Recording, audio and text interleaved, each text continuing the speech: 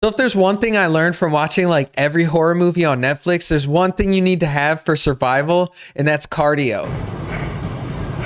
How fast and how far you run decides whether or not you're going to survive or you're going to get eaten by zombies or like some kind of beast in the wild, like a pack of wolves or hyenas or like taxes. So I decided I needed to get my cardio up, and I thought the best way to do that was to just test myself by running a mile right away. I thought this was going to be simple, but I was sadly mistaken. So let's find out how this went. The first minute or two, I had no issues at all. I'm telling you, I've ran before, but nothing like this. Those first 2 minutes though felt easy. I was feeling confident. I was feeling like, okay, I can do this. There's no problem. I thought I had the challenge in the bag at that moment.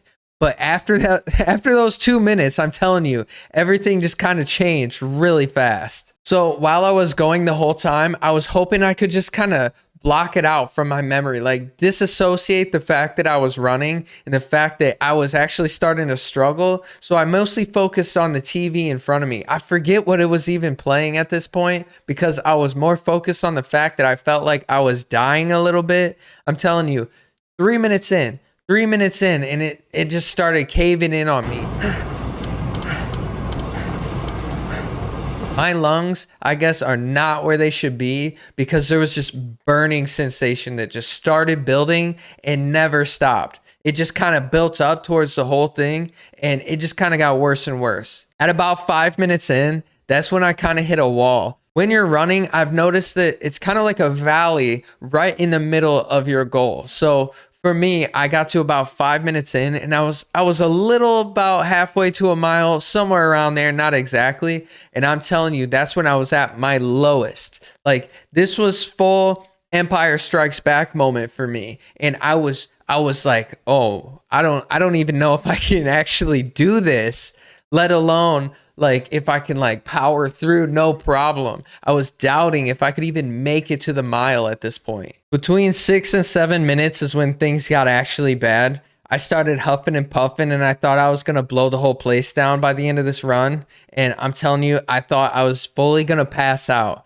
I started sweating. I started sweating so much, and I'm like a genetic mutant in the fact that I just do not sweat. I'm telling you, I do not produce body sweat unless I am stressing out, unless I am freaking out and having anxiety. I am the calmest, the coolest, the cucumberest. And I'm telling you, at this moment, I was sweating literal balls. The proof in this, there was proof that this happened. I hit this moment where I got too overwhelmed with how hot it was in there that you've seen a rare sight, and that was I took off my hat on camera. If you've been following me long enough, you know that my hairline goes all the way back to here, so I don't take my hat off that much. But in this moment, I didn't care about anything other than how hot it was in this building and the fact that I thought I was just gonna pass out there on the gym floor. So I took the hat off and I just kept running.